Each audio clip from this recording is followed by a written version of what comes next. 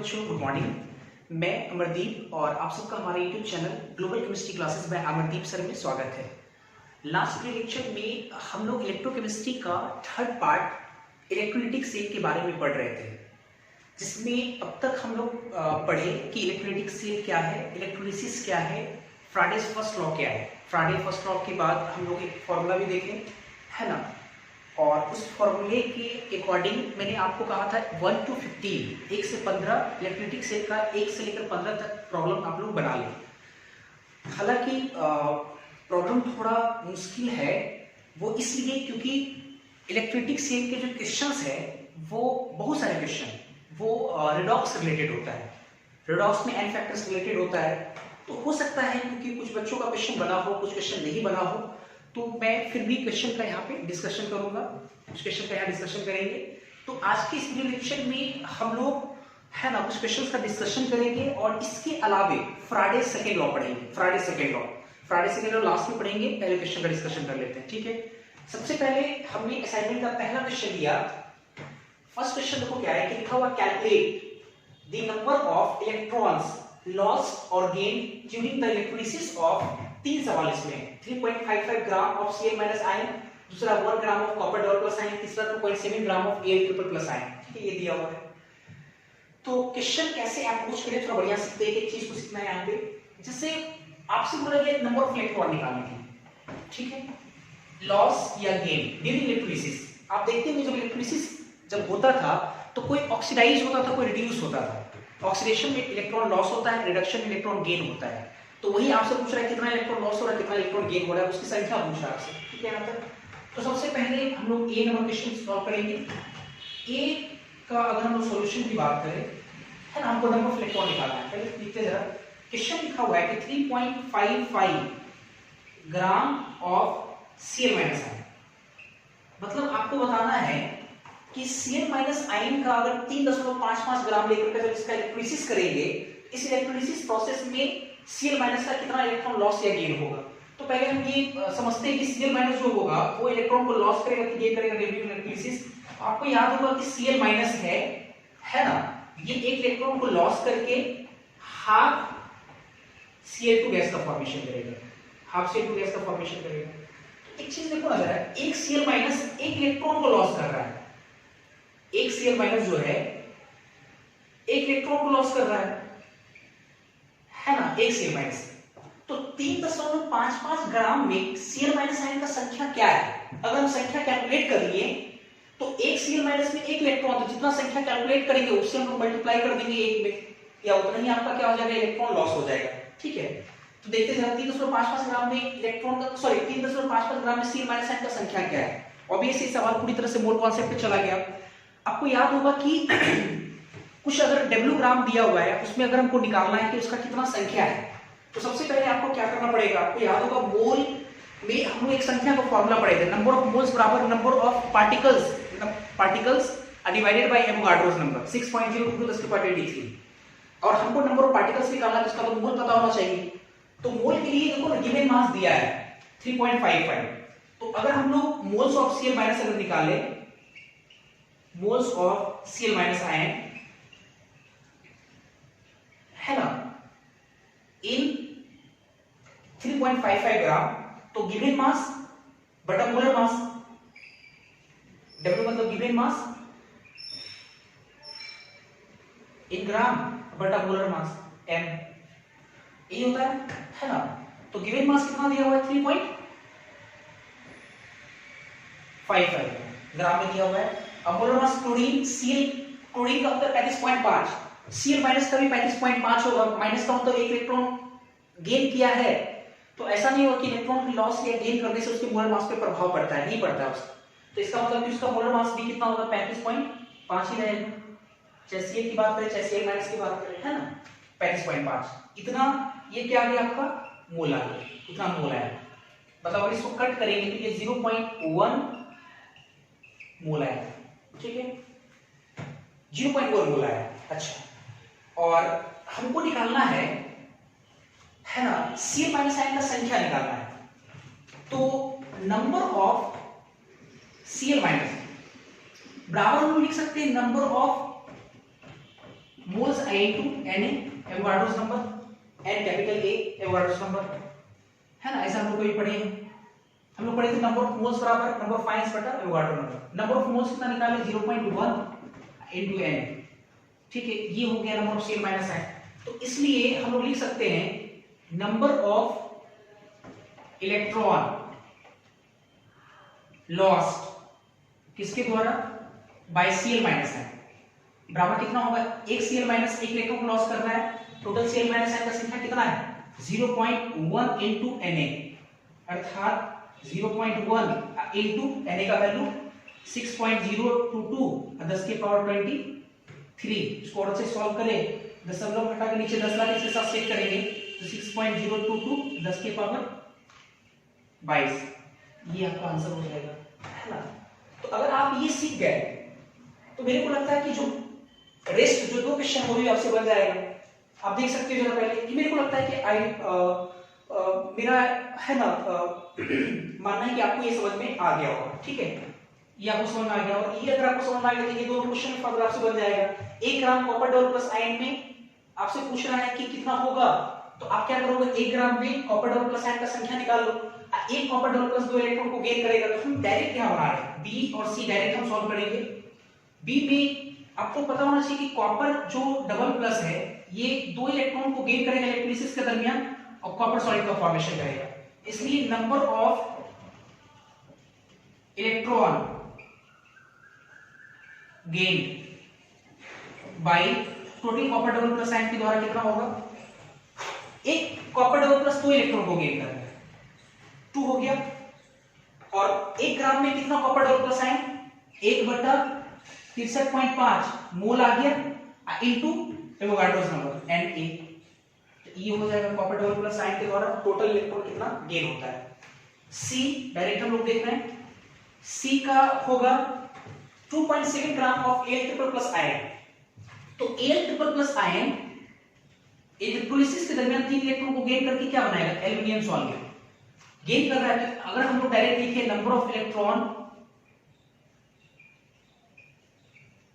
Gain by total Al triple plus ion, तो एक triple plus aluminium triple plus के द्वारा 3 इलेक्ट्रॉन गेन होगा, तो 2.7 ग्राम में कितना टोटल होगा, है ना टोटल, तो है ना 2.7 ग्राम, 2.7 ग्राम में मोल कितना होगा 2.7/27 और 1 मोल में कितना Na, तो इसका मतलब इससे हम लोग मल्टीप्लाई कर देंगे Na, तो मेरा ख्याल ये आंसर हो जाएगा, ठीक है। इसको सॉल्व करेंगे आंसर हो जाएगा। तो ये पहला क्वेश्चन, इसके बाद सेकंड देखते हैं, पहले आप इसको नोट करें।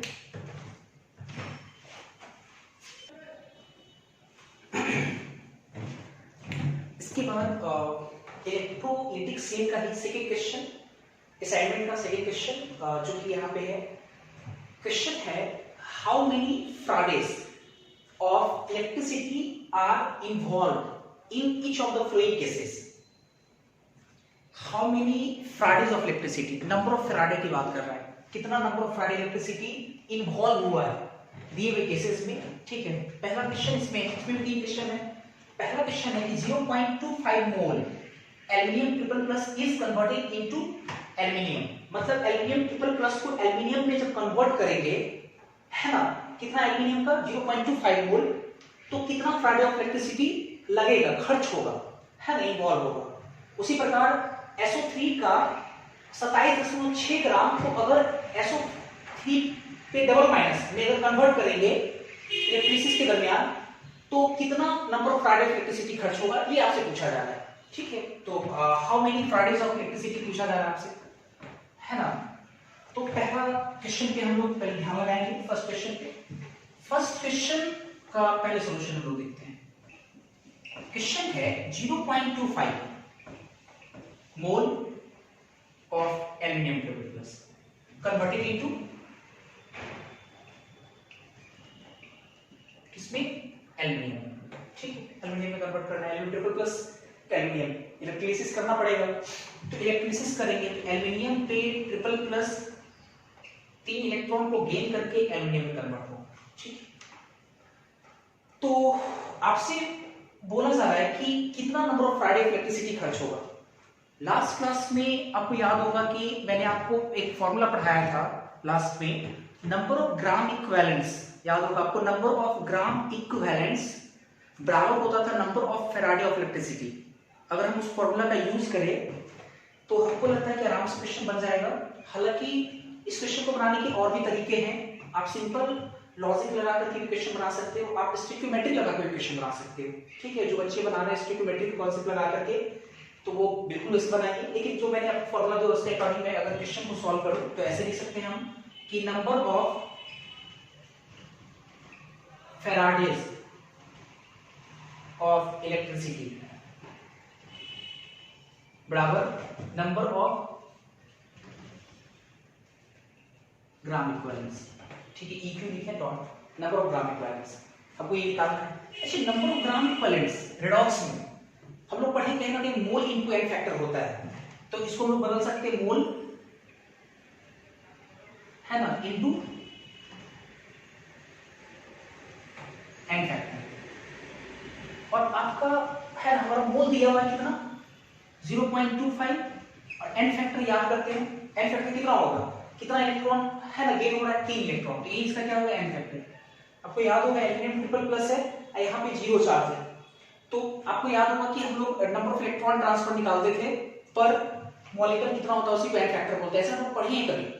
तो एक मॉलिक्यूल ये है एल्यूमिनियम ट्रिपल प्लस यहाँ 0 है, तो 3 प्लस से 0 में जाने में इलेक्ट्रॉन का ट्रांसफर कितना हुआ 3। अब पर मॉलिक्यूल एक ही मॉलिक्यूल यहाँ पे तो कितना हो जाएगा 3, तो एन फैक्टर इसका 3 हो गया। मल्टीप्लाई करेंगे तो 0.75 है ना, 0.75 फैराडे इलेक्ट्रिसिटी इसका आंसर होगा।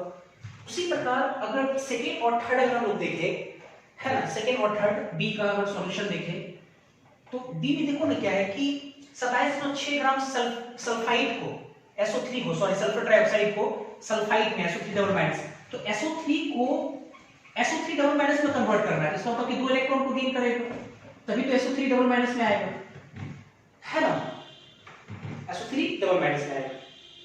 तो इसमें अगर हम लोग number of Faraday of electricity की बात करें, नंबर ऑफ फैराडे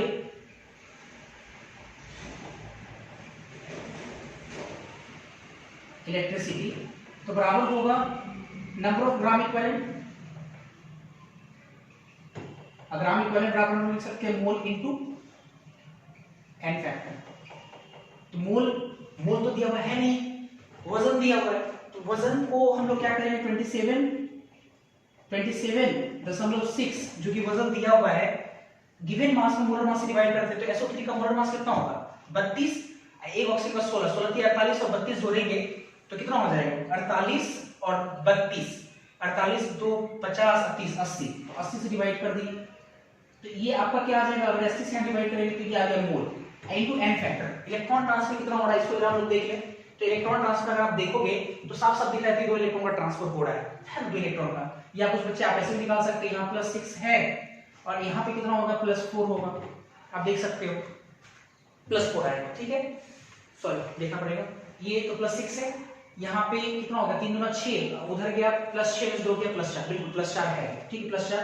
अब देखो जरा सल्फेट का सॉरी सल्फर का अगर देखो इलेक्ट्रॉन ट्रांसफर है ना तो कितना आ जाएगा 2 आ जाएगा। अब दोनों तरीके से निकाल सकते हो, साफ साफ दिख रहा है 2 इलेक्ट्रॉन गेन करके जा रहा है, इलेक्ट्रॉन ट्रांसफर 2, या आप चार्ज के तौर पर निकालते थे, चार्ज का डिफरेंस है ना हम लोग निकालते थे, एन फैक्टर रिएक्शन निकालने का मैंने एक फार्मूला को सिखाया था, अगर एन फैक्टर निकालना है तो नंबर ऑफ इलेक्ट्रॉन ट्रांसफर निकालो पर मॉलिक्यूल द्वारा कितना हो रहा है, तो यहाँ 6 यहाँ 4, 4 को घटाओ डिफरेंस ऑफ चार्ज इनटू है ना ये कोएफिशिएंट से मल्टीप्लाई करते थे, तो कोएफिशिएंट यहाँ पे एक ही है तो कितना हो गया तुम्हारा 2 हो गया, 2 इसका आंसर, ये सॉल्व करेंगे इसका आंसर ये हो जाएगा।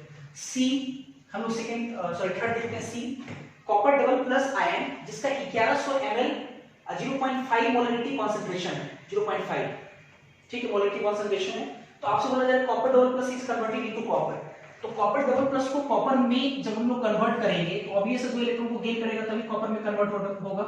इस प्रोसेस में नंबर ऑफ फैराडे इलेक्ट्रिसिटी पूछ रहा है, तो सेम है नंबर ऑफ फैराडे इलेक्ट्रिसिटी अगर निकालना है, नंबर ऑफ फैराडे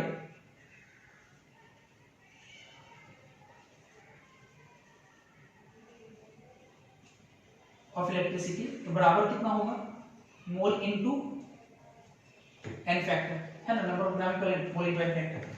मोल के लिए यहाँ पे है ना इंफॉर्मेशन दिया है, एन फैक्टर तो क्लियर है 2 होगा है ना, 2 इलेक्ट्रॉन गेन कर रहा है, और मोल के लिए हमको लगता है कि मोल कैसे निकालेंगे, तो वॉल्यूम दिया हुआ है और और कॉन्सेंट्रेशन दिया हुआ है, तो हम लोग मोलरिटी बराबर पढ़ेंगे क्या, मोल बटा वॉल्यूम इन लीटर, अगर ml तो इंटू 1000। तो हमको लगता है वहां से अगर हम मोल निकालें तो मोल बराबर कितना होगा, मोल बराबर होगा मोलरिटी कितना 0.5 इंटू वॉल्यूम ml में 1100 और डिवाइडेड बाय 1000 करना पड़ेगा हमको, है ना, क्योंकि ml में लीटर में डिफाइन होता है। n फैक्टर कितना हो गया 2, इसको सॉल्व करेंगे आंसर आ जाएगा हमारा, ठीक है। तो ये क्वेश्चन सेकंड रहा, फिर देखते हैं हम लोग आगे।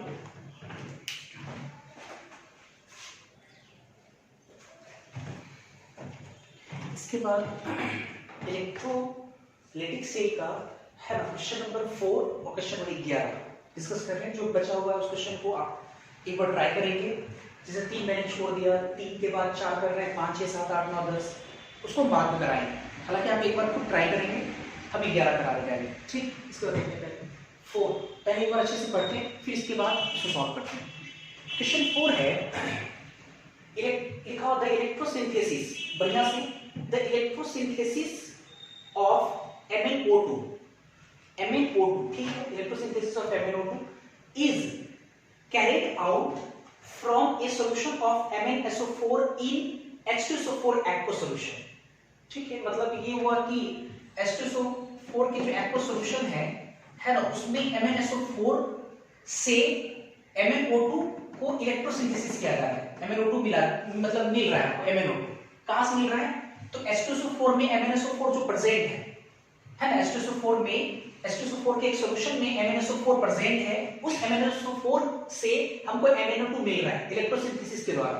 इलेक्ट्रोसिंथेसिस मतलब वही जैसे जो हम लोग इलेक्ट्रोलिसिस करते हैं, सिंथेसिस मतलब बनना, तो इलेक्ट्रोलिसिस के द्वारा जो मिल रहा है हमको उसको इलेक्ट्रोसिंथेसिस बोल रहे हैं, ठीक है। MnO2 हमको मिल रहा है, ठीक है। आपसे बोला गया कि the electrosynthesis of MnO2 is carried out from a solution of MnSO4 in H2SO4 aqueous, ठीक है, सॉल्यूशन। इफ, इसके बाद बोला गया if A current of 25.5 ampere 25.5 ampere is used with A current efficiency of 85%। मतलब देखो करंट एफिशिएंसी का मतलब क्या हुआ, जैसे ऐसे समझते हैं, जैसे आप 25.5 एम्पियर प्रोवाइड कर रहे हैं, लेकिन किसी कारण से वो 100% उसकी एफिशिएंसी नहीं है, मतलब जितना आप करंट प्रोवाइड कर रहे हैं वो किसी कारण से मान लो थोड़ा बहुत अगर बर्बाद हो गया तो उसकी करंट एफिशिएंसी 100% नहीं होगा, घट जाएगा। तो जो हम करंट प्रोवाइड कर रहे हैं 25.5 एम्पियर का, उसका करंट एफिशिएंसी कितना 85%, मतलब 85% ही यूटिलाइज हो रहा है, किसमें, इलेक्ट्रोलिसिस प्रोसेस में। तो उस करंट का 25.5 का 85% जो निकालेंगे, जो करंट आएगा वही करंट यूटिलाइज हो रहा है, मतलब उस करंट का हम यूज करेंगे, है ना, क्वेश्चन बनाने में। फिर उसके बाद बोला गया how long would it take to produce 1 kilogram of NO2, मतलब फिर बोला गया कि कितना समय, हाउ लॉन्ग, कितना समय आपको चाहिए लगेगा, it take to produce 1 kilogram of MnO2, मतलब 1 किलोग्राम अर्थात 1000 ग्राम MnO2 को, है ना, इलेक्ट्रोसिंथेसिस करने में, इलेक्ट्रोसिंथेसिस मतलब कि MnO2 को प्राप्त करने में, MnO2 को बनाएंगे, तो MnO2 को बनाएंगे 1 किलोग्राम, तो कितना समय लगेगा, है ना, ये आपसे पूछ रहा है। और अगर हम इलेक्ट्रोलिसिस प्रोसेस के दरमियान 25.5 जिसका करंट एफिशिएंसी 85% है, उसके हिसाब से अगर हम उसको दे रहे हो, सिंपल क्वेश्चन है, हमको MnO2 प्राप्त करना है, MnO2 मिलना है हमको, ठीक है। तो ऐसे समझते जरा, MnSO4 से MnO2 बनेगा, MnSO4 सॉल्यूशन में उससे हमको MnO2 मिलेगा, ठीक है। तो ऐसे समझते हैं, फ्रॉम फेराडे फर्स्ट लॉ हम लोग पढ़े W बटा E बराबर Q बटा F, या Q को जगह IT बटा F। क्वेश्चन के अकॉर्डिंग साफ साफ दिख रहा है, करंट वगैरह मेंशन किया हुआ, IT आपसे पूछ रहा है, तो कहीं ना कहीं पहला और तीसरा टर्म यूज करेंगे, है ना, इसको यूज करने का इसी को बदले हैं, तो W बटा E बराबर IT बटा F, हम लोग ये इस्तेमाल करेंगे फॉर्मूला, ठीक। अब देखते हैं सर, ठीक है, ये यूज कर रहा है। अब देखो क्या है कि गिवन मास W जो डिपॉजिट हो रहा है वो 1 किलोग्राम दिया हुआ है, 1 किलोग्राम मतलब 1000 ग्राम दिया हुआ है, ठीक है। इक्विवेलेंट वेट कैसे निकालते हैं, मोलर मास बटा n फैक्टर। तो मोलर मास MnO2 को तो आराम से निकाल सकते हैं हम लोग, लेकिन सवाल है कि n फैक्टर कैसे निकालेंगे, n फैक्टर।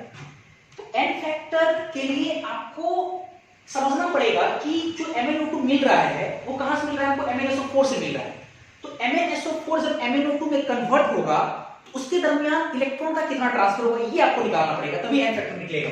तो जैसे देखो ना MnSO4 है, ये MnSO4 इलेक्ट्रोलिसिस के द्वारा हमको MnO2 मिल रहा है, MnO2। तो MnSO4 में Mn कितने में है, +2 में है, MnO2 में कितना है, +4 है।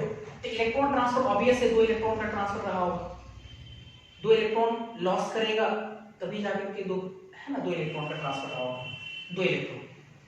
या जैसे हम लोग निकालते थे है ना, चार्ज का डिफरेंस इनटू ऐसे करके, तो चार्ज का डिफरेंस कितना, 2, इसका मतलब साफ साफ निकल जाएगा, फैक्टर 2 है, +2 से +4 होने में 2 इलेक्ट्रॉन का ट्रांसफर हुआ है। तो देखो साफ साफ निकल जाएगा। ऐसे गिवन वेट हमेशा हम लोग ग्राम में लेंगे है ना, ग्राम में, क्योंकि किलोग्राम में दिया हुआ ग्राम में लेते हैं है ना, ग्राम में लेते हैं हमेशा मोल इनटू एन फैक्टर के हिसाब से है ना।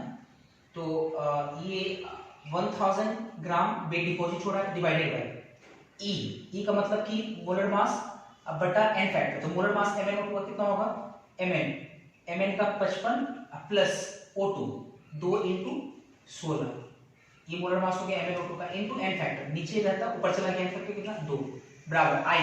इलेक्ट्रिसिटी कितना प्रोवाइड कर रहे हैं, 25.5 नहीं 25.5 यूटिलाइज नहीं हो रहा है, 25.5 आप भेज रहे हैं, इन करंट एफिशिएंसी 85% है, तो 25.5 का 85% ही यूटिलाइज हो रहा है, तो 85/100 से मल्टीप्लाई करना पड़ेगा है ना, ये इतना यूटिलाइज हो रहा है। आई हो गया, टी तो आपको निकालना ही है और डिवाइडेड बाय एफ 96,500, यहां से हम लोग टी निकाल लेंगे, तो टी यहां से हमारा किसका आएगा, सेकंड टी का पूरा आंसर हो जाएगा है ना। इसको सॉल्व करेंगे, आंसर आ जाएगा। नेक्स्ट हम लोग क्वेश्चन 11 देखते हैं। पहले क्वेश्चन 11 बढ़िया से पढ़ते हैं। पहले क्वेश्चन 11 है लिखा हुआ है, how long A current of 2 ampere has to be passed through a solution of silver nitrate AgNO3 to coat a metal surface of 80 cm square with 5 micrometer thick layer, density of silver is 10.8 gram per centimeter cube। मैं थोड़ा सा एक बात और सिखाऊंगा, यहाँ पे समझाना चाहूंगा कि जैसे इलेक्ट्रोलिसिस का जो यूज है ना, वो इलेक्ट्रोप्लेटिंग में भी किया जाता है। इलेक्ट्रोप्लेटिंग का मतलब कि कोई मेटल है और उस मेटल के ऊपर में जो है ना किसी दूसरे मेटल का पानी चढ़ाते हैं, किसी मेटल का जो है लेयर चढ़ाते हैं। तो इस पर्पस में भी हम लोग किसका यूज करते हैं, इलेक्ट्रोलिसिस का यूज करते हैं। जैसे आप कभी सुने होंगे गोल्ड पे सॉरी सिल्वर पे गोल्ड का पानी चढ़ाना, या लोहे पर सिल्वर का कोटिंग करना, तो ये इलेक्ट्रोलिसिस प्रोसेस से ही किया जाता है। कैसे, आप सिंपल समझो, जिससे जिस रॉड के ऊपर में इलेक्ट्रोप्लेटिंग करना जिस भी मेटल का, आप उस मेटल का सॉल्यूशन ले लो और जिसके ऊपर करना है उस प्लेट को इलेक्ट्रोड के रूप में उसको डिप करो, और जैसे इलेक्ट्रोलिसिस प्रोसेस स्टार्ट होगा तो जिस मेटल का है ना सॉल्यूशन लिए हैं वो मेटल क्या होगा कि उस पर डिपॉजिट होना स्टार्ट होगा, उस मेटल पे डिपॉजिट होना स्टार्ट होगा। जब डिपॉजिट होगा तो क्या बनेगा, उसके ऊपर से वो है ना, उसके ऊपर क्या होगा कि उसके ऊपर डिपॉजिट होना स्टार्ट होगा, अर्थात कोट होना स्टार्ट हो जाएगा है ना, जिसको हम लोग बोलते हैं इलेक्ट्रोप्लेटिंग का काम करना स्टार्ट होगा। तो यहाँ पे कोई आपसे बोला गया हाउ लॉन्ग, कितना समय लगेगा, एक current of 2 ampere has to be pass, 2 ampere के करंट को पास कराने में through a solution of silver nitrate to coat a metal surface, किसी मेटल सरफेस पे है ना कोट कराना है। तो 2 एम्पियर का करंट प्रोवाइड कर रहे हैं, कितना समय लगेगा है ना, कोट जो कराएंगे, कितना सरफेस है, 80 सेंटीमीटर स्क्वायर सरफेस है, और जो मोटाई है, जो थिकनेस है वो 5 माइक्रोमीटर थिकनेस है, और सिल्वर मेटल का डेंसिटी 10.8 ग्राम। इतना इंफॉर्मेशन के बाद आपको निकालना है टी, निकालना है आपको, इलेक्ट्रिक करंट कितना इस्तेमाल करेंगे, टी निकालना है आपको। थोड़ा इस पे दिमाग लगाते हैं। जैसे देखिए साफ साफ लग रहा है कि फ्राइडे का फर्स्ट क्लास लगाएंगे हम लोग फ्रॉम फैराडेज फर्स्ट लॉ, ठीक है, कितना गिवन मास बटा इक्विवेलेंट वेट बराबर कितना Q IT बटा F, तो हम लिख सकते हैं। हमको निकालना है T, गिवन मास। एक चीज फर्स्ट समझते पहले, गिवन मास नहीं दिया हुआ, इक्विवेलेंट वेट ये सब कुछ भी नहीं दिया हुआ है, लेकिन आपको ये कहा जा रहा है कि 80 सेंटीमीटर स्क्वायर, बढ़िया से 80 centimetre square surface, 5 micrometre thick layer, किसका बनाना है आपको, सिल्वर का, क्योंकि सिल्वर ही तो डिपॉजिट होगा, has to be passed through a solution of silver nitrate to coat a metal surface, किसी मेटल सरफेस पे सिल्वर का कोटिंग करना है आपको। तो सिल्वर अभी सिल्वर नाइट्रेट में सिल्वर +1 में एक इलेक्ट्रॉन को गेन करके सिल्वर सॉलिड ग्रुप पे क्या होगा, डिपॉजिट होगा। जो डिपॉजिट होगा सिल्वर का, जो सिल्वर डिपॉजिट होगा वो एरिया दे रहा है उसका कितना 80 सेंटीमीटर स्क्वायर और थिकनेस कितना दिया हुआ है 5 माइक्रोमीटर। तो हमको लगता है कि एरिया और थिकनेस का यूज करके हम वॉल्यूम निकाल लेंगे किसका, जो सिल्वर डिपॉजिट हो रहा है उसका वॉल्यूम निकल जाएगा। और वॉल्यूम निकल गया तो सिल्वर का डेंसिटी भी दिया हुआ नीचे में 10.8, तो वॉल्यूम और डेंसिटी का इस्तेमाल करके हम मास निकाल लेंगे। मास निकल गया W, इक्विवेलेंट वेट भी निकल जाएगा क्योंकि सिल्वर का आपको पता है सिल्वर का मोलर मास कितना होता है 107 या 108 होता है 108। और एन फैक्टर सिल्वर +1 में है, सिल्वर डिपॉजिट अगर होगा तो एन फैक्टर 1 होगा। तो कहीं ना कहीं इसका कॉन्सेप्ट यूज करके हम लोग काम करेंगे। इसको भी फिलहाल इक्वेशन फर्स्ट मानते हैं। नाउ पहले ये समझते हैं, जैसे सिल्वर जो +1 है नाइट्रेट में, सिल्वर +1 में एक्वस एक इलेक्ट्रॉन को गेन करके सिल्वर सॉलिड बनेगा, ये डिपॉजिट होगा, ठीक है, ये डिपॉजिट होगा। तो अगर बात करें है ना वॉल्यूम और सिल्वर सॉलिड डिपॉजिटेड, जो उसके ऊपर डिपॉजिट हो रहा है, सिल्वर सॉलिड जो डिपॉजिट हो रहा है उसका वॉल्यूम की अगर बात करें तो वॉल्यूम बराबर कितना होता है एरिया इनटू थिकनेस, मतलब हाइट। एरिया कितना है 80 सेंटीमीटर स्क्वायर और थिकनेस कितना है, थिकनेस है 5 माइक्रोमीटर। तो इसको भी सेंटीमीटर में बदलेंगे तो 5 × 10⁻⁴ सेंटीमीटर हो जाएगा, क्योंकि माइक्रोमीटर 1 माइक्रोमीटर बराबर 10⁻⁶ मीटर। अब -6 मीटर फिर उसको सेंटीमीटर में बदलेंगे तो फिर 10 के पावर है ना, ये 100 से डिवाइड करेंगे, सॉरी गुना करेंगे है ना, तो गुना करेंगे तो अभी से 10 के -4 सेंटीमीटर हो जाएगा। इसको अगर गुना कर लें 8 5 40 400, तो 400 इसमें क्या हो गया चला गया 4 × 10 के पावर -2 सेंटीमीटर। तो ये निकल गया वॉल्यूम। डेंसिटी पता है इसलिए हम लोग लिख सकते हैं सिल्वर का जो वेट डिपॉजिट है, ठीक है, तो amount of silver solid deposited निकल जाएगा आराम से। कैसे, मास बराबर वॉल्यूम इनटू डेंसिटी। जानबूझ करके हम सेंटीमीटर में लिखे, डेंसिटी आपका सेंटीमीटर में दिया हुआ है, तो ये हो गया 4 × 10⁻² इनटू डेंसिटी 10.8, ठीक है, ये हो गया 10.8 सेंटीमीटर स्क्वायर। सेंटीमीटर क्यूब तो कट जाएगा है ना, ये आपका ग्राम सेंटीमीटर क्यूब है तो कट गया इस वाले से, तो ग्राम आ गया, वेट ग्राम में आ गया।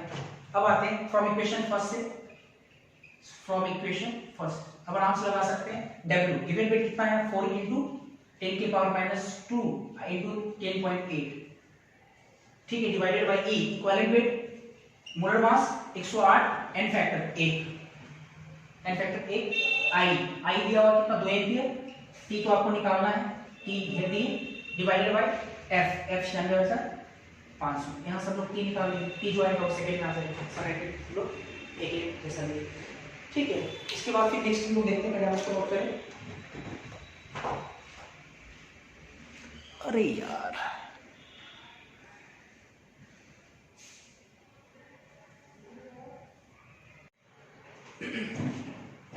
इसके बाद इलेक्ट्रोलाइटिक सेल का ही क्वेश्चन नंबर 12 13 कराएंगे हम, 13 बहुत अच्छा क्वेश्चन है।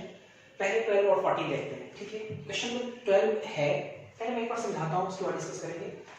क्वेश्चन 12 है 3 ampere current was passed through an aqueous solution of an unknown salt of palladium, ठीक है, for 1 hour 2.977 gram of palladium N plus was deposited at cathode to 5 amp, ठीक है। बढ़िया समझते, पहले सवाल क्या है, आपसे बोला गया कि 3 एम्पियर का करंट हम लोग पास करा रहे हैं, किसमें पास करा रहे हैं, तो aqueous solution of an unknown salt of palladium।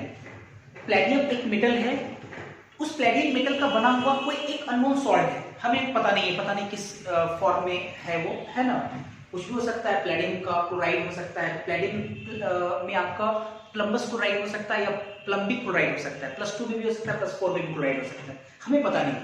+2 में होता तो इसका मतलब कि Pdp डबल प्लस होता, +4 में होता तो Pdp 4 प्लस होता, है ना, ऐसे करके। खैर, तो प्लेडियम का एक अननोन सॉल्ट वाले सॉल्यूशन में, एक्वा सॉल्यूशन में 3 एम्पियर का करंट पास कराया जाएगा। अब इसे पास कराएंगे तो जो प्लेडियम पे प्लेडियम आयन में जो टूटेगा, प्लेडियम आयन 2+ में भी हो सकता है, 4+ में हमें पता नहीं है ना, तो वो क्या होगा, 1 घंटे तक हम पास करा रहे हैं, तो अभी से प्लेडियम जो है, प्लेडियम आयन वो डिपॉजिट होगा। तो आपसे बोल रहा है कि 2.977 ग्राम जो है प्लेडियम N+ डिपॉजिट हो रहा है, कैथोड पे, अब इस कैथोड डिपॉजिट होगा, नेगेटिव है, प्लस वाला माइनस में डिपॉजिट होता है। तो आपसे पूछा है कि n कितना होगा, ये जो प्लस है वो n कितना होगा। ठीक है, आप ऐसे समझो, अगर हम कोई प्लेटिनम का अननोन सॉल्ट लाते हैं, अगर अननोन सॉल्ट ऑफ प्लेटिनम लाते हैं, प्लेटिनम का बनाओ, तो मान लेते हैं Pd पे n प्लस है भी दिया हुआ, इसका किसी एनायन के साथ, मान लो A एनायन है, माइनस है, इसका इसके साथ सॉल्ट बनाते हैं, तो सॉल्ट बनाएंगे, क्रॉस एक्सचेंज करते हैं हम लोग, क्रॉस चेंज करेंगे तो PdAn यही होगा, पानी में डालेंगे तो उसको एक्वस कहेंगे, तो प्लेटिनम An का एक सॉल्ट लाए, अब इस इसको पानी में डालेंगे तो ये किस में टूटेगा, Pd पे n+, और ये क्या करेगा, n इलेक्ट्रॉन को गेन करके Pd सॉलिड पे जाकर के कैथोड पे, एट कैथोड पे क्या होगा, ये डिपॉजिट होगा, यही चीज होगा, है ना। ऐसा कुछ हो रहा है, प्लेटिनम n+ जो है प्लेटिनम सॉलिड ग्रुप पे डिपॉजिट हो रहा है, डिपॉजिट का अमाउंट दिया हुआ है 3 एम्पीयर का करंट पास कराना है लगातार 1 घंटा के लिए, तो आपसे पूछ रहा है n का वैल्यू क्या होगा। तो जरा लगाते हैं from Faraday first law, from Faraday's first law, first law क्या होगा, ग्राम इक्विवेलेंट जो डिपॉजिटेड सब्सटेंस है, gram equivalent of deposited substance बराबर number of Faraday's of electricity, number of Faraday's of electricity. ठीक है, इसको हम लोग लिख सकते हैं मोल इनटू n फैक्टर बराबर नंबर ऑफ फैराडे इलेक्ट्रिसिटी को हम लिख सकते हैं IT बटा F, है ना, IT बटा F। मोल जो है गिवन मास बटा मोलर मास, तो गिवन मास कितना है दिया हुआ 2.77, सॉरी 2.977, ठीक है 2.977 डिवाइडेड बाय गिवन मास बटा मोलर मास, तो मोलर मास कितना होगा प्लेटिनम का, प्लेटिनम का मोलर मास ये दिया रहेगा, पता नहीं प्लेटिनम से देखना पड़ेगा, Pd प्लेटिनम प्लेटिनम प्लेटिनम 46 106 दिया हुआ, 106 दिया हुआ, 106.2 है, तो 106 दिया रहेगा। ठीक है, ये गिवन मास बटा मोलर मास, n फैक्टर कितना होगा, तो आप देख सकते हो platinum n plus n electron को गेन करके प्लेटिनम में जा रहा है, ऑब्वियसली इसका n फैक्टर कितना होगा, n होगा, इसी n को तो निकालने के लिए कहा जा रहा है, I 2 ampere, sorry 3 ampere, T 1 hour, obviously second में लोग लेंगे तो 60, है ना, ऐसा ही 60 फैराडे कांस्टेंट 96,500, तो यहां से हम लोग n निकालेंगे, यहां से n निकल कर आएगा, यही क्या होगा आपका, ठीक है, ये n का वैल्यू निकल जाएगा हमारा, ठीक है, n ही आपका n फैक्टर यहां पे रखें, तो ऐसे करके हम सॉल्व करेंगे, निकल जाएगा। नेक्स्ट क्वेश्चन, क्वेश्चन 14, बढ़िया से लिखा हुआ, a metal is known to form fluoride, एक मेटल है जो कि फ्लोराइड का एक कंपाउंड बना रहा है, MF2, मेटल अगर MF2 बना रहा है तो इसका मतलब ये हुआ कि मेटल को तोड़ेंगे तो M पे double plus plus 2F minus, इसी फॉर्म में टूटेगा ना, मेटल पे डबल प्लस रहा होगा तब तो फ्लोरीन के साथ कंबाइन होकर MF2 बना रहा होगा, इसका मतलब कि मेटल पे चार्ज वो दिखा रहा है डायरेक्टली रूप से MF2, ठीक है, क्लियर आते हैं। इसके बाद देखते हैं, when 10 ampere of electricity is passed through a molten salt for 330 second, मतलब MF2 का ही मोल्टेन सॉल्ट लिया गया, पिघलाया हुआ सॉल्ट लिया गया और उसमें 10 एम्पीयर का करंट पास किया गया, कितना सेकंड के लिए, 330 सेकंड के लिए। आपसे बोला गया 1.95 ग्राम मेटल इज डिपॉजिट, मतलब मेटल जो M प्लस है वो 2 इलेक्ट्रॉन को गेन करके कैथोड पे मेटल सॉलिड के रूप में डिपॉजिट हो रहा है। ये तो हम लोग जानते ही हैं कि जो मेटल है ये 2 इलेक्ट्रॉन को गेन करेगा और मेटल जो सॉलिड होगा बन करके एट कैथोड, कैथोड पे क्या होगा, ये चीजें डिपॉजिट होगा, ठीक है। और कितना ग्राम हो मेंशन नहीं किया हुआ कि इतना ग्राम डिपॉजिट होगा, कितना ग्राम डिपॉजिट होगा, तो 1.95 ग्राम मेटल डिपॉजिट होगा। आपसे बोला गया find the atomic weight of M, तो M का एटॉमिक वेट क्या होगा ये निकालना है, पहला क्वेश्चन ये है, एटॉमिक वेट निकालना है M का। उसके बाद फिर बोला जाएगा कि what will be the quantity of electricity required, बढ़िया से, what will be the quantity of electricity required to deposit the same mass of copper from copper sulphate solution. तो पहला पहले हम लोग पार्ट करते हैं, उसके बाद फिर देखेंगे सेकेंड पार्ट। एटॉमिक वेट निकालना है, इसमें हम लोग लगाते हैं फ्राडे फर्स्ट लॉ। फ्राडे फर्स्ट लॉ लगाएंगे तो मोल इनटू एन फैक्टर, हम उसी फॉर्मूला को थोड़ा सा ऐसे लिख सकते हैं, मोल इनटू एन फैक्टर के बाद बराबर है गिवन मास बटा molar mass, sorry given mass बटा इक्विवेलेंट मास, लिखेंगे इक्विवेलेंट मास को तोड़ेंगे तो मोलर मास बटा एन फैक्टर, तो एन फैक्टर ऊपर चले गया, गिवन मास बटा मोलर मास मोल हो जाएगा। बात बराबर एक ही चीज है, मोल इनटू एन फैक्टर लिखेंगे, बराबर नंबर ऑफ फ्राडे इलेक्ट्रिसिटी, तो हम लोग इसको IT बटा F लिख लेते हैं, ठीक है, IT बटा F लिखते हैं। मोल गिवन मास कितना है 1.95, मोलर मास तो m का मोलर मास तो निकालना है, तो m का मोलर मास m मान लेते हैं, m हमको निकालना है। n फैक्टर कितना होगा 2 होगा, ये तो क्लियर हो गया, n फैक्टर कितना होगा 2 बराबर I कितना दिया हुआ 10 ampere, time 330 second divide by 96,500। तो यहां से हम लोग m क्या करेंगे निकाल लेंगे, m जो आएगा वो ग्राम पर मोल आएगा, ये मोलर मास हो जाएगा। पहला पार्ट तो सही निकल गया हमारा, सिर्फ फ्राडे फर्स्ट लॉ लगाना आराम से क्वेश्चन बन जाएगा, ठीक है। अब उसके बाद आते हैं जरा सेकंड पार्ट पे आते हैं अगेन, ठीक है, अगेन देखते हैं। आपसे पूछ रहा है what will be the quantity of electricity required to deposit the same mass of copper, same mass copper के उतने ही मास 1.95 ग्राम को डिपॉजिट करना है आपको फ्रॉम कॉपर सल्फेट, है ना, कॉपर फ्रॉम कॉपर सल्फेट, मतलब कॉपर सल्फेट में कॉपर कितने में डबल प्लस में, तो 2 इलेक्ट्रॉन को गेन करेगा तभी तो कॉपर सॉलिड के रूप में डिपॉजिट होगा। और आपसे पूछ रहा है what will be the quantity of electricity, मतलब number of Faraday of electricity. तो अगर हमसे number of Faraday of electricity पूछ रहा है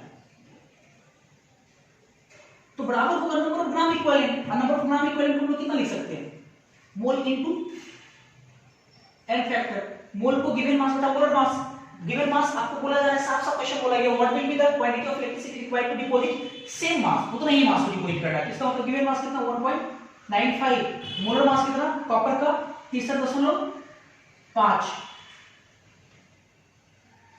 इनटू कितना एन फैक्टर, एन फैक्टर कितना दिख रहा है साफ साफ 2 दिख रहा है। ये जो सॉल्व करेंगे यही आपका क्या आएगा number of Faraday of electricity, अर्थात क्वांटिटी ऑफ इलेक्ट्रिसिटी आ जाएगा आपका।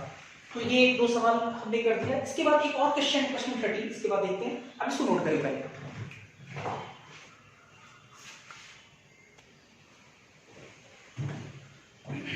इसके बाद इलेक्ट्रोलिटिक्स के क्वेश्चन नंबर 30 काफी ज्यादा इंपॉर्टेंट है, बहुत ज्यादा कॉन्सेप्चुअल है, बहुत ज्यादा कॉन्सेप्चुअल है, और ध्यान रखिए कि यहाँ पे है ना बहुत सारे कॉन्सेप्ट की जरूरत है, आप जो पहले पढ़े हैं है ना, कॉन्सेंट्रेशन टर्म्स, मोल कॉन्सेप्ट, वो सारे इसमें लगेंगे, ठीक है। तो एक बार पहले बारीकी से पढ़ते हैं, समझाते क्वेश्चन में कहाँ क्या ज़्यादा निकालना क्या है, और फिर उसके बाद हम क्वेश्चन को सॉल्व करेंगे, ठीक है। देखते हैं क्वेश्चन में लिखा हुआ है कि 50 ml of 0.1 molarity copper sulfate solution is electrolyzed with a current of 0.965 ampere for a period of 200 second. मतलब कहा जा रहा है कि कॉपर सल्फेट का एक सॉल्यूशन है, कॉपर सल्फेट का obviously copper sulphate copper double plus ion isotope double minus ion का एक सॉल्यूशन है जिसका कंसंट्रेशन 0.1 मोलरिटी है और वॉल्यूम 50 ml है। उस सॉल्यूशन को इलेक्ट्रोलाइज किया गया इलेक्ट्रोलिसिस के द्वारा, इलेक्ट्रोलिसिस के द्वारा इसको इलेक्ट्रोलाइज किया गया। करंट कितना प्रोवाइड किया गया 0.965 और कितने समय तक प्रोवाइड किया गया 200 सेकंड तक। तो रिएक्शन जो है इलेक्ट्रोड पे इस प्रकार से होता है, लिखा हुआ भी है, कैथोड पे कॉपर डबल प्लस जो बना है वो 2 इलेक्ट्रॉन को गेन करके कॉपर सॉलिड बना रहा है। एनोड पे सल्फेट नहीं जा रहा है, मतलब सीधा दिया हुआ 2 मोल H2O, एनोड पे क्या हो रहा है 2 मोल H2O टूट करके O2 प्लस 4 मोल H प्लस और प्लस 4 इलेक्ट्रॉन का फॉर्मेशन कर रहा है। कैथोड पे ये एनोड पे रिएक्शन हो रहा है, ठीक है। इसके बाद कहां जा रहा है assuming no change in volume during electrolysis।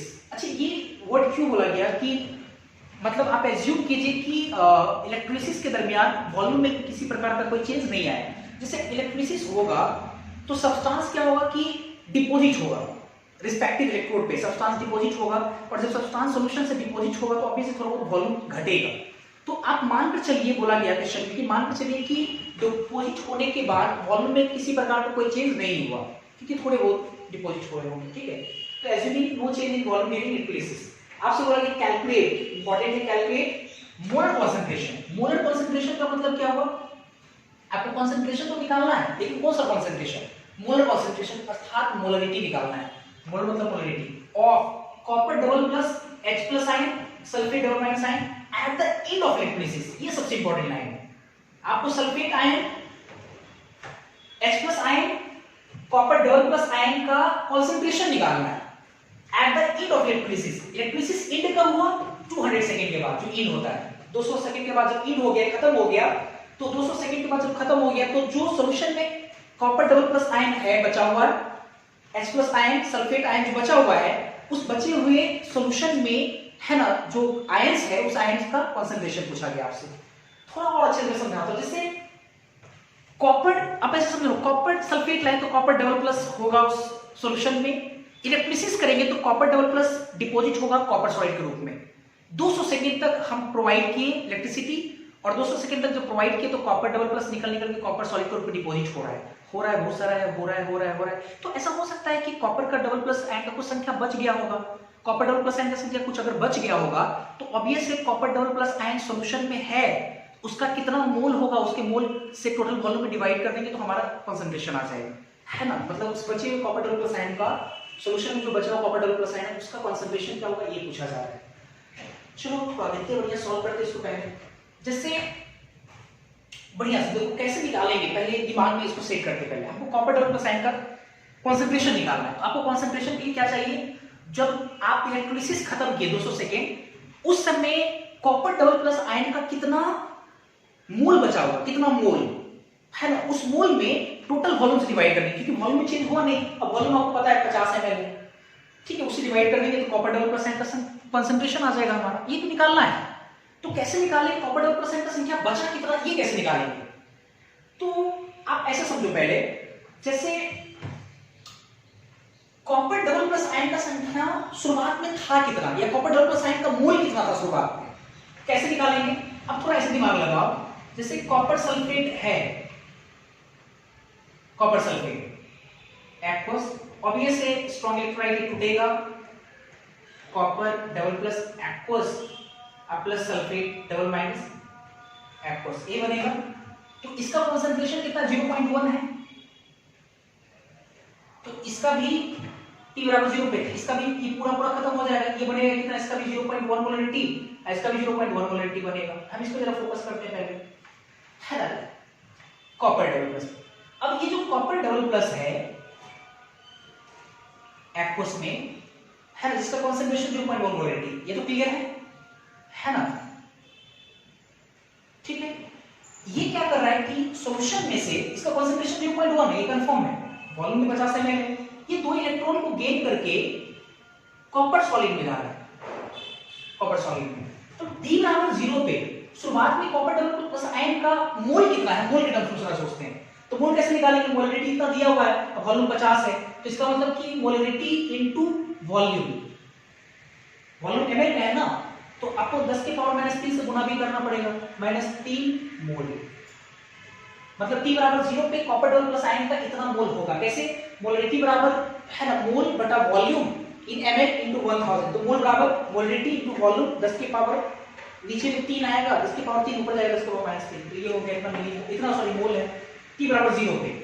जब इलेक्ट्रोलिसिस होगा तो इलेक्ट्रोलिसिस जैसे स्टार्ट हुआ और कब तक चलेगा, 200 सेकंड तक, तो कॉपर डबल प्लस धीरे धीरे डिपॉजिट होगा कॉपर सॉलिड में। तो आफ्टर टाइम अगर 200 सेकंड पर अगर हम लोग देखें 200 सेकंड पे, तो इसका कुछ मोल जो है कंज्यूम हो गया होगा, कुछ मोल किसमें चला गया, कॉपर में। तो मान लो कि x मोल टूट गया, तो इसका बचेगा कितना, 0.1 × 50 × 10 के पावर -3 माइनस x मोल ये डिपॉजिट हो गया, मतलब x मोल टूट गया, टूटा तो इतना मोल बचा, और कॉपर का बनेगा कितना, ये x मोल बनेगा, यानी x मोल आपका क्या हो गया, है ना, डिपॉजिट हुआ, x मोल डिपॉजिट हुआ। अब एक चीज बताओ, 200 सेकंड के बाद कॉपर डबल प्लस आयन का संख्या कितना, कॉपर डबल प्लस आयन का मोल इतना बचा, मोल। तो अगर हम ये मोल निकालें कितना बचा है, तो जाकर के मोल में वॉल्यूम से डिवाइड कर देंगे 50 ml से, इनटू 1000 करेंगे, इक्विलिब्रियम डिफाइन होता है, तो हमारा यहां से निकल जाएगा कॉपर डबल प्लस आयन कितना बचेगा। लेकिन सवाल ये कि x निकालना पड़ेगा, x कितना है ना, x कितना है, तो x निकालने के लिए देखो x निकाल सकते हैं लोग, कैसे, फ्राडे फर्स्ट लॉ से देखते जरा, from Faraday's first law. Faraday first law से हम लोग लिख सकते हैं कि जो वेट डिपॉजिट होगा, वेट मतलब है ना अमाउंट डिपॉजिटेड है ना, जो W डिपॉजिट होगा, या डायरेक्ट लगाते फॉर्मूला W बटा E बराबर IT बटा F लगा सकते हैं हम लोग फैराडे फर्स्ट लॉ से। तो वेट कितना डिपॉजिट हो रहा है, x सॉरी ठीक है, इसको चाहे तो है ना, चाहे तो W बटा E को हम लोग कितना लिख सकते हैं, मोल इनटू एन फैक्टर तो लिख ही सकते हैं, मोल इनटू एन फैक्टर बराबर कितना IT बटा F, IT बटा F। मोल कितना है, x है, एन फैक्टर कितना है, साफ साफ दिख रहा है, एन फैक्टर 2 है, I कितना है 0.965 है, इनटू T कितना है 200 है, और F कितना है 96,500, 96,500। ये दशमलव हटाएंगे 3 0 आएगा, तो 965 इसे कैंसिल हो जाएगा है ना, ये 2 0 से ये 2 0 कैंसिल, और यहां से हमारे पास x बराबर आएगा 2, उधर लेके चलिए 2 भी कैंसिल हो गया, तो हमारे पास आएगा 1 बटा 1000, 1 बटा 1000 ये आएगा ना x हमारे पास, बिल्कुल ये आएगा। ठीक है, अब आगे जरा ना, तो हमको चाहिए क्या, पहले x तो निकल गया, हमको चाहिए कॉपर डबल प्लस आयन का concentration, copper double plus ion का कंसंट्रेशन चाहिए at the end of electrolysis, मतलब T बराबर कितना 200 सेकेंड, या उसके बाद तो कंसंट्रेशन बड़े ब्रैकेट का मतलब कंसंट्रेशन है ना, कंसंट्रेशन बराबर मोल बटा उसका मोल बटा है ना वॉल्यूम, तो मोल कितना है 0.1 इंटू 50 इंटू 10 की पावर माइनस 3, अब माइनस x कितना निकालें हम लोग 1 बटा 1000 मतलब 10 की पावर माइनस 3, इसको भी लिख सकते हैं, डिवाइडेड बाय वॉल्यूम, वॉल्यूम कितना 50 ml है, लेकिन वॉल्यूम ml में नहीं होना चाहिए, इंटू 1000 करना पड़ेगा।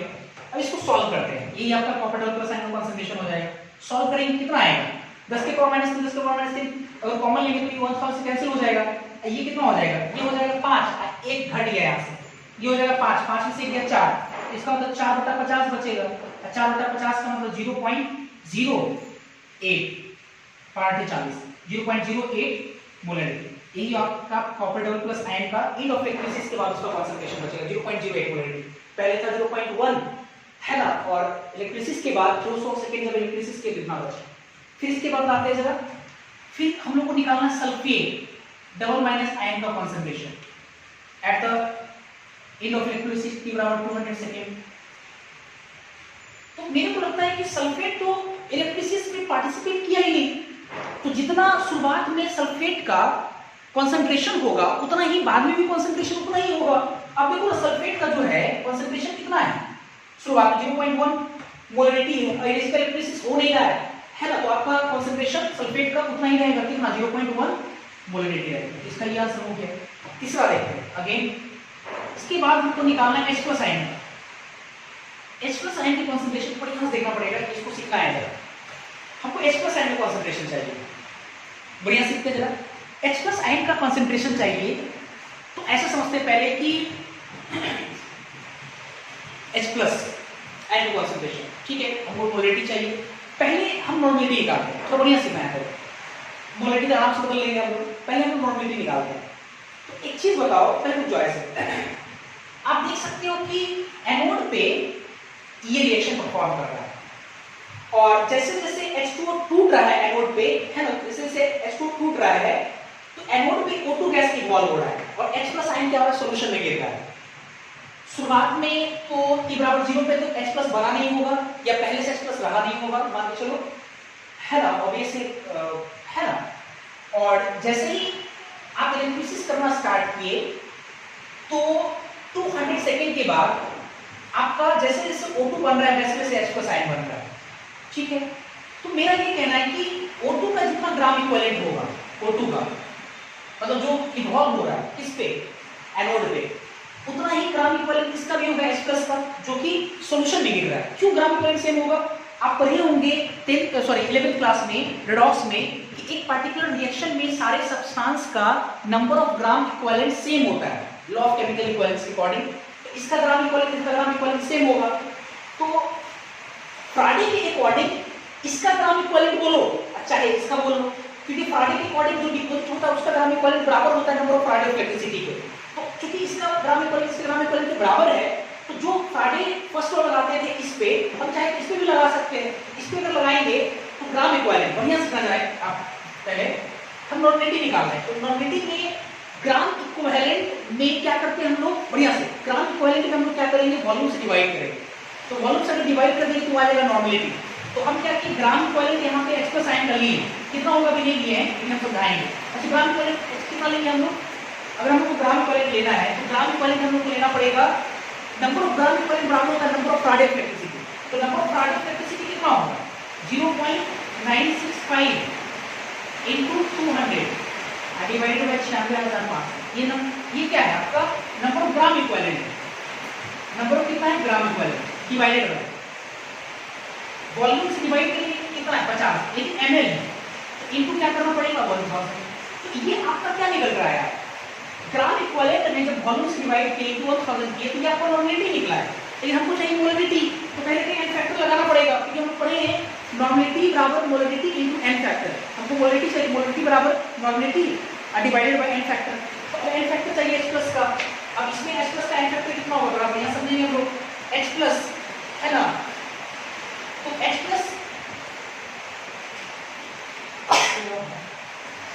जो है वो एक इलेक्ट्रॉन को लॉस कर रहा है ना, तो H+ हो जा रहा है। तो समझ रहा इलेक्ट्रॉन ट्रांसफर कितना है, ऐसे समझते हैं। इस रिएक्शन में इलेक्ट्रॉन ट्रांसफर कितना होगा, 4 इलेक्ट्रॉन। आपको याद होगा n factor number of electron transfer पर मॉलिक्यूल को n फैक्टर कहते हैं। इस रिएक्शन में इलेक्ट्रॉन ट्रांसफर कितना है, 4 पर मॉलिक्यूल। तो एक मॉलिक्यूल H+ के द्वारा कितना इलेक्ट्रॉन ट्रांसफर हुआ, 4/4 1। तो इसका मतलब n फैक्टर इसका कितना हो गया 1। इस एक से क्या डिवाइड कर दिए, तो ये जो कंसंट्रेशन आया यही आपका H+ का कंसंट्रेशन होगा। काफी लाजवाब क्वेश्चन है, बढ़िया से प्रैक्टिस करने की जरूरत है। और आज हम फ्राडे सेकंड लॉ को नहीं पढ़ा पाएंगे, अगले क्लास में फ्राडे सेकंड लॉ देखेंगे। आज की इच्छा नहीं, थैंक यू।